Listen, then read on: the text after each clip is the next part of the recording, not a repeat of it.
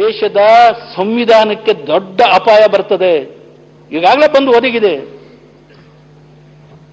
ನಾನು ಹೇಳಿದೆ ಅಂಕಿ ಸಂಖ್ಯೆ ಮೇಲೆ ನೀವು ಮುಂದಿದ್ದೀರಿ ಇವತ್ತು ಅಂತ ಹೇಳಿ. ಒಂದು ವೇಳೆ ಅವರ ರಾಜೀನಾಮೆ ನೀವು ಅಂಗೀಕರಿಸಲಿಲ್ಲ, ಅವ್ರು ವಾಪಸ್ ತಗೊಂಡ್ಬಿಟ್ರು, what will happen to the composition of this house?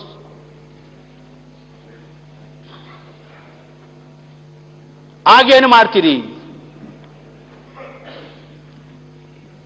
ಆ ಬಗ್ಗೆ ನೀವು ನಿರ್ಣಯ ಮಾಡಲೇಬೇಕು ತ್ವರಿತವಾಗಿ.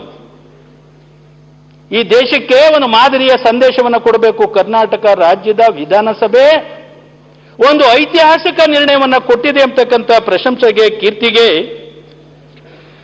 ತಾವು ಪಾತ್ರರಾಗಲೇಬೇಕು ಎಂಬತಕ್ಕಂಥ ವಿನಂತಿಯನ್ನ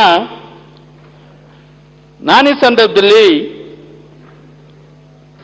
ಪ್ರಾರ್ಥನೆಯನ್ನ ಮಾಡ್ಕೊಳ್ತಾ ಇದ್ದೀನಿ. ಯಾರೋ ನನ್ನ ಸ್ನೇಹಿತರು ಹೇಳ್ತಾ ಇದ್ರು,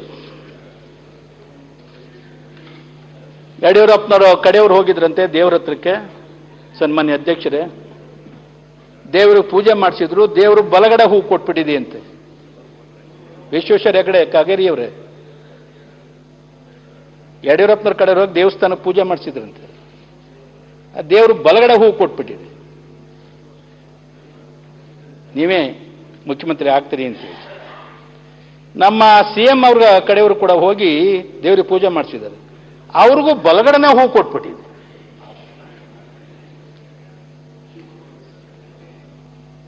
ಇಲ್ಲ, ಅವರು ಹೋಗಿದ್ರು ಕೊಟ್ಟಿರ್ತದೆ. ಎಷ್ಟು ಬುದ್ಧಿವಂತಿಕೆ ಇದೆ ನೋಡಿ. ಯಾರಿಗೆ ಹೂ ಬಿಟ್ಬಿಡೋದು ಬಲಗಡೆ ಜಾಸ್ತಿಯ, ಅದು ಬೀಳಲಿಲ್ಲ ಅಂದ್ರೆ ಇನ್ನೊಂದೆರಡು ಹೂ ಬಿಡೋದು. ಏನು ಎಷ್ಟೊತ್ತು ಕಾಯಿಸ್ತೀರಿ ಭಗವಂತ ಶಿವ? ಕಾಯ್ತಾ ಇದ್ದಾರೆ ಭಕ್ತರು, ಹೂ ಕೊಡಪ್ಪ, ಇನ್ನೊಂದೆರಡು ಹೂ ಬಿಡೋದು. ಅದು ಬಾರ ಆದ್ಮೇಲೆ ಅದು ಬೀಳಬೇಕಲ್ಲ. ನಾನು ಆಸ್ತಿಕನೂ ಅಲ್ಲ, ಆಸ್ತಿಕನೂ ಅಲ್ಲ, ಜನರೇ ದೇವರು ಅಂತ ನಂಬ್ಕೊಂಡಿರೋ ನಾನು ಹೋಗಿದ್ದೆ ಸೆಂಟ್ರಲ್ಲಿ ಬಿದ್ದು ಬಿಡುತ್ತು.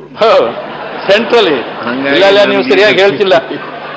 ಇಲ್ಲ ಸರಿಯಾಗಿ ಹೇಳ್ತಿಲ್ಲ.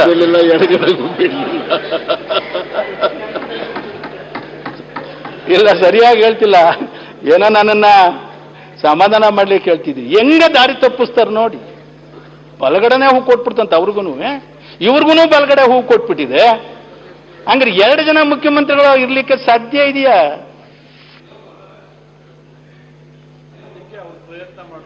ಅದಕ್ಕೆ ದೇವರು ಹೆದರ್ಕೊಂಡು ಹೋಗ್ಬಿಟ್ಟಿದ್ದಾನೆ. ದೇವರು ಹೆದರ್ಕೊಂಡು ಹೋಗ್ಬಿಟ್ಟಿದ್ದಾನೆ ನಮ್ಮನ್ನು ನೋಡಿ.